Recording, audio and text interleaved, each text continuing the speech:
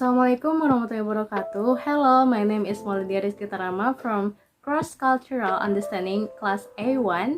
So today I come up with another topic. Today's topic is about nonverbal communication. So now, let's start it. So, what is nonverbal communication? Communication is not only done verbally but also non-verbally. There are many different types of nonverbal communication that you may unconsciously use more than verbal communication. Nonverbal communication is a form of communication that a person makes to others without using words. Nonverbal communication plays an important role in how we convey information and the meaning behind it, as well as how we interpret actions or messages from others to us. So, why is nonverbal communication important? Basically, it is one of the key aspects of communication and especially important in a high context culture. It has multiple functions. So first, used to repeat the verbal message. For example, like point in a direction while stating directions. Next, often used to accent a verbal message. For example, a verbal tone indicates the actual meaning of a specific word. And then next, often complement the verbal message but also may contradict. For example, like a nod reinforce a positive message among Americans. The next may substitute for a verbal message, especially if it is blocked by noise, interruption, or etc. Like gestures, for example, finger to lips to indicate need for quiet, and then facial expressions, for example, like a nod instead of a yes. Okay, now I will explain the various types of nonverbal communication that you should know. First, facial expressions. This is a type of nonverbal communication that has a big role.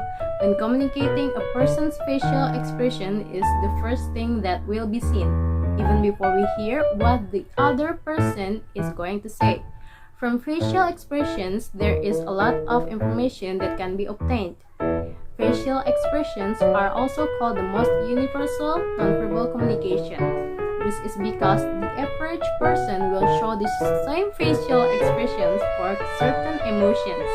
For example, the average person will frown when they are sad and smile brightly when they are in love.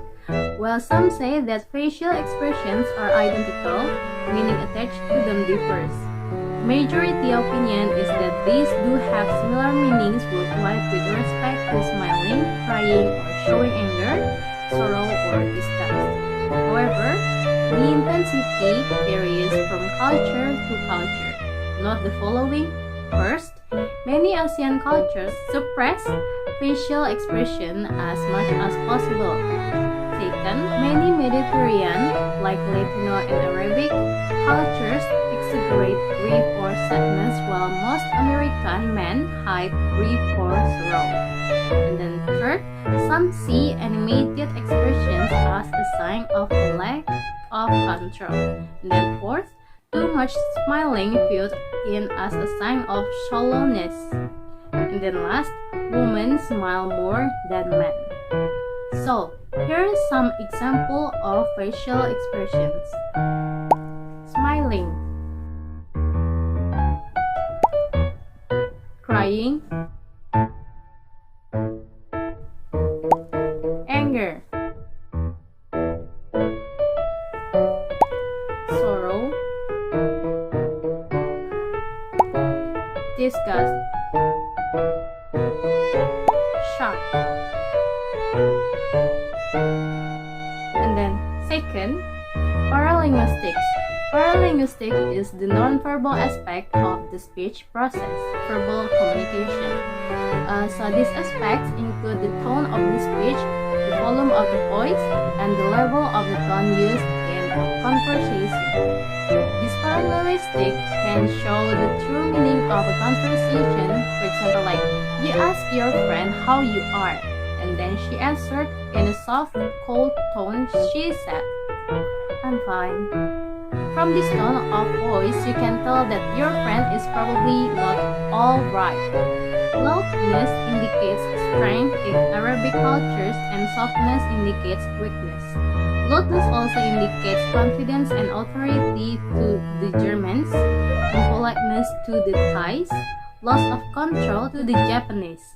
Generally, one learns not to shout in Asia for nearly any reason. Gender-based as well. Women tend to speak higher and more softly than men. Third, body language and posture. First, body movement or body language. We send information on attitude toward person, facing or leaning towards another. Emotional state too, for example, like tapping fingers, jiggling coins, and desire to control the environment like moving towards or away from a person. More than 700,000 possible motions we can make, so impossible to categorize them all. We just need to be aware the body movement and position is a key ingredient in sending messages. The next, posture. Posture is also a type of nonverbal communication that can convey a lot of information. When combined with certain gestures, posture can provide a lot of information. For example, like standing straight with your hands on your hips tends to convey a strong, powerful attitude. Consider the following actions and note cultural differences. First, bowing, not done, criticized, or affected in US, but shows rank in Japan and also in Korea. It means politeness. And then second, slouching. In most northern European areas, it means rude. And then hands in pocket, it means disrespectful in Turkey. And then sitting with legs crossed, it means offensive in Gaha, Turkey. And then showing soles of feet, it means offensive in Thailand and Saudi Arabia. Pointing in US with index finger, Germany with little finger, and then Japanese with entire hand. In fact, most Asians consider pointing with index finger to be rude. And then fourth, eye gaze. Eye gaze also plays an important role in nonverbal communication. The way a person sees, stares, and blinks can show a variety of emotions that exist in him. For example, when you meet someone you like or respect, usually the blinking speed will increase and the pupil will dilate. And then eye gaze is often used as a benchmark to determine whether someone is telling the truth or not. Normally, steady eye contact is often seen as a sign that someone is telling the truth and can be trusted. Conversely, if you are lying, people will tend to look away. And then in USA, eye contact indicates degree of attention or interest, influence attitude change or persuasion, regulates interaction, communicates emotion, defines power and status, and has a central role in managing impressions of others.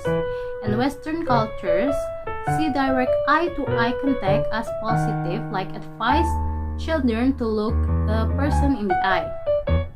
But within USA, African Americans use more eye contact when they talking and less when listening, with reverse true for Anglo-Americans. This is a possible cause for some sense of unease between races in US. A prolonged gaze is often seen as a sign of sexual interest. And then for Arabic cultures, make prolonged eye contact.